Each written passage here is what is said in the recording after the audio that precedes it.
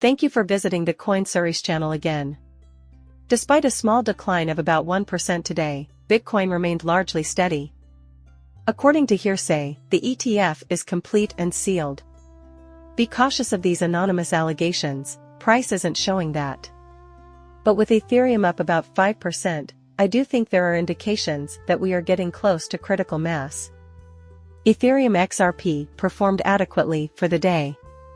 Keep going on and on about how prices can't stay above 65 cents.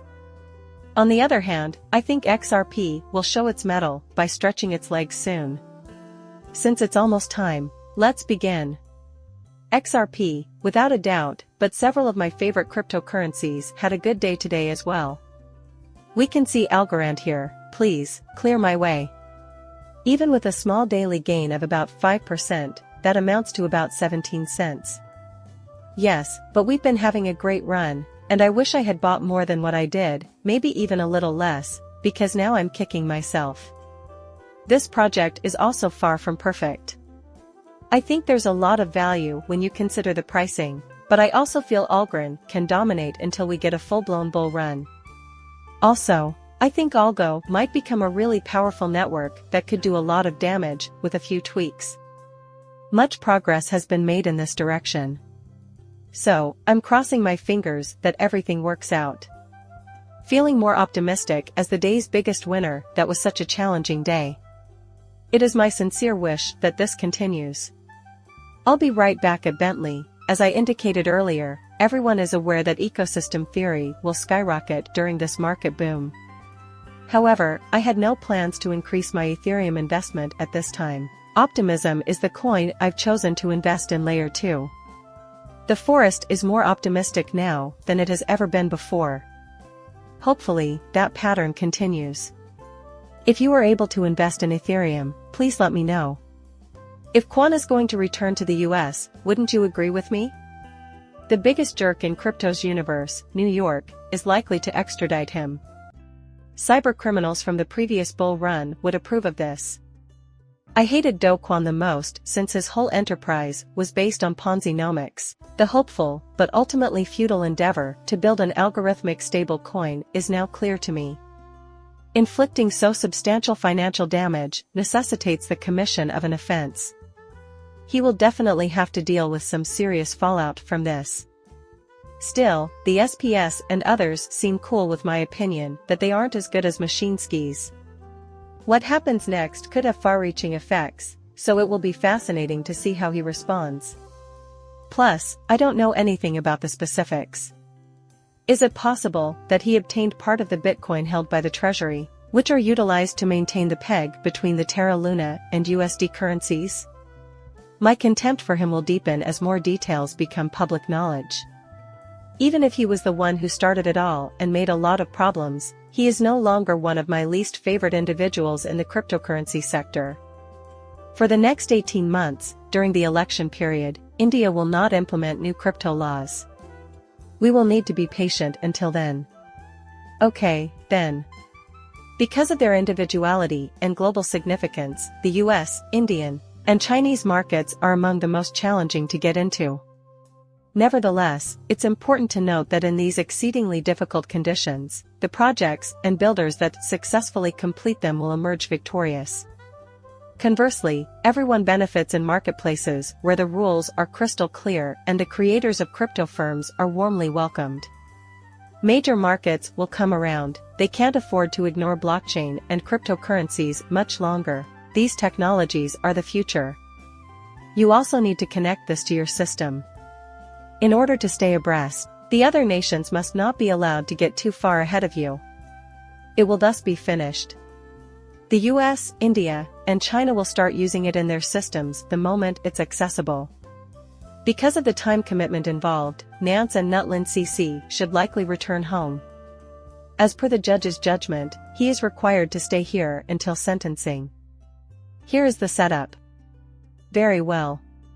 He is now under your control, and you show no signs of letting go. Quite cruel, actually. He did, in fact, come here voluntarily and admit guilt, you know.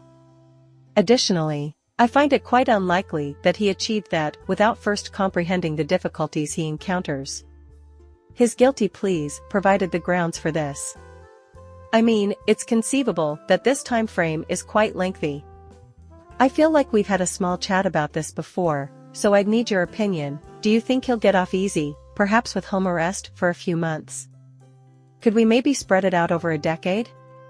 It will be mild, at least in my view. If that part hadn't been worked out beforehand, I'm not sure he would have gone home until sentencing, but I think everything else is fixed in stone. Undoubtedly not. This is absolutely horrible. We will watch the outcome unfold here. Spot crypto ETF hopefuls were conferring with the SEC over crucial technical aspects. Before, when firms like Gemini would submit an ETF and hope for rejection, the environment was quite different. It gives the impression that they are engaging in work of the highest quality. It seems like it will be finished. I want to stress one point: we are crossing our fingers for crypto's happy outcome, but it appears to be in the hands of the SEC, a terrible thought given how frequently they have deceived us and devastated our Christmas and other significant occasions.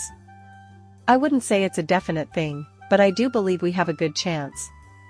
They seem capable of accomplishing this. Belief in the massive demand for cryptocurrency will cause these features to be gradually introduced, including bundled ETFs, altcoin ETFs, and a plethora of other offerings, with exciting integration planned for the future. The initial product will be that, and it's just the gateway. There will be a lot of investors interested in this product, even though it might not be good for you or me. The FIRM is planning to add support for Bitcoin and other cryptocurrencies to their newly announced self-custody wallet, which is compatible with the XRP token. Actually, I read this part here. In the unfortunate event that you misplace your keys, the vault can reissue them, allowing you access to their valuable assets. I don't know what to say, because this is so unclear to me. Despite the fact that it goes against the whole essence of Bitcoin, many businesses feel compelled to provide it to their customers nevertheless. I wouldn't buy it, and I seriously doubt that crypto aficionados would either. Your luck has run out because venture capitalists from other companies will inevitably take this into consideration. For that reason, I am not sure I would buy this product. Contrarily, such kind of help will probably be greatly appreciated and useful to a lot of people down the road. The fact that JP Morgan brings up XRP in this article is something I just realized. A new article detailing Ripple's role in freeing $100 billion and $20 billion in value from cross-border transactions was published today. Tell me what's going on with this, please. I found the report that they are using as an example. The release year looks to be 2021 as well, though it's not totally clear. I am perplexed by the timing of these news reports. Maybe today is just another boring news day. Nonetheless, I covered it because I found it interesting. The first are finality and swiftness. Great. The following are examples of the many stakeholders in a procedure like an international money transfer.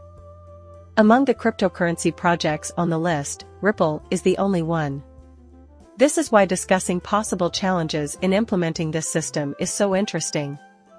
They begin with XRP's notoriously high volatility. That's partly accurate. The product's high volatility prevents them from keeping it directly. You can't hold it in your balance sheet, but we understand that quick payments reduce excessive volatility.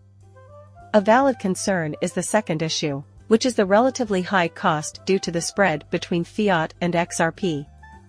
As a result, sending $50 will need you to buy $50 worth of XRP.